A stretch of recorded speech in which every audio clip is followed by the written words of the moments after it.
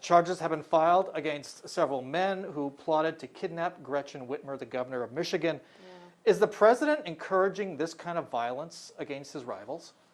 I mean, what we know is that there were men wearing assault weapons and swastikas, and the president said some version of they were very good people. So as I said on the debate stage last night, we have a president of the United States who has refused in front of 70 million Americans to condemn white supremacists. We have seen a pattern with this president, and I don't think there's any denying the fact that there is a pattern which should lead us to be concerned about whether this president really does care about the values that we as Americans hold dear. How would Biden-Harris administration deal with this kind of white supremacy, people taking up arms? Well, first of all, Joe has been, his entire career and very clear about this, which is to speak out against white supremacists and anybody who is motivated by hate, and that will be a hallmark of our administration, which is to speak to our better angels and to speak about what we need to do to unify our country, knowing that we, in the beauty of our diversity, have so much more in common than what separates us. Does it require more than speaking out? Well, look, this is a pretty ingrained movement. The fish rots from the head, okay? So when we're talking about leadership in our nation, the leader holding the highest elected office in our country is the President of the United States. And the American people deserve to have a president who speaks to our ideals, speaks to our aspirations, speaks to who we take pride in being, which is a nation of many people that are one. Back in May, you said you were open to talking about expanding the U.S. Supreme Court. Vice President Biden this morning says, hang on, we'll get to that. Why should voters have to wait until November 4th to find out how the Vice President and yourself feel about that? What you think about doing that? Well, Joe Biden has been very clear, and I agree with him, which is that we have an election that's now 26 days away. Here in Arizona, people are starting to vote. People around our country, over 4 million people have already voted. So this is not even an election year or an election season. We are literally in the midst of an election. And the majority of Americans agree with Joe and I, which is that let's fill that seat in the White House, and then we can fill that seat in the Supreme Court. Here in Arizona, a new poll today shows people are split on that.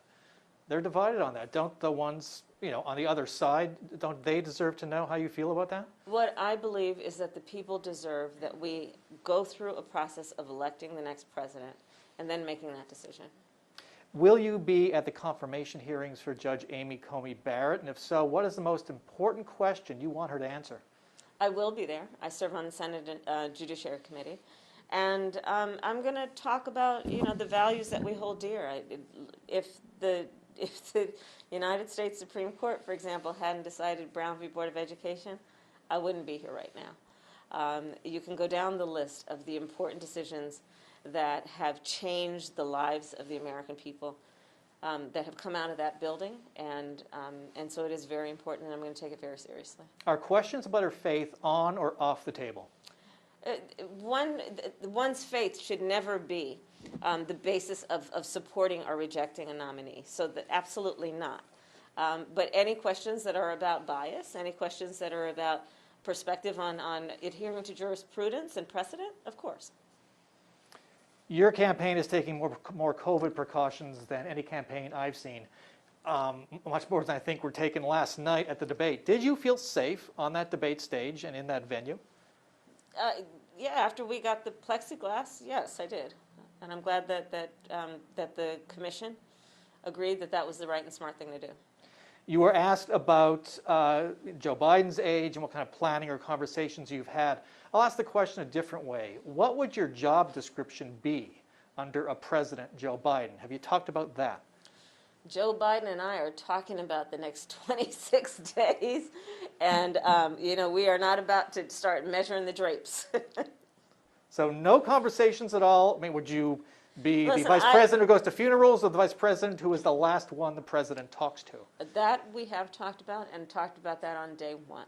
And Joe said to me, when he asked me to serve with him on this ticket, that he wanted me to be the first in the room and the last in the room, and I said yes. Okay. Can I ask just two more just Arizona questions if I can? Thank you so much. Immigration and the border, a very big issue here. Would Joe Biden take executive action if needed to protect DACA recipients on day one? Joe and I feel very strongly that America should keep our promise to our dreamers, and Donald Trump broke our promise to our dreamers when he rescinded DACA. And we will do everything that is necessary to follow through on the commitment that we made. Including executive action? Including whatever is necessary to renew that commitment. Okay, and another important issue here. How do you balance the police reform that Joe Biden supports with many voters' concerns about maintaining law and order? It's a false choice.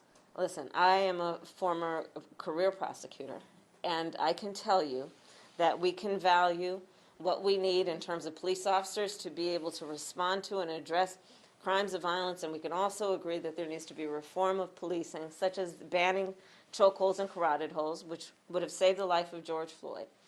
Joe and I believe that bad cops are bad for good cops, and we need to make sure that we have a system that is fair and just, and we support law enforcement and the work that needs to happen to keep communities safe around, in particular, violent crime. Yeah. Did you notice that Donald Trump called you a monster? Did you hear that? I did hear about that. How do you translate that for Americans, for women and people of color? Well, that would be like asking me to translate the words of my 4-year-old niece. He uses a specific kind of language for specific people. I think that it is a reflection of immense immaturity when the President of the United States engages in name-calling.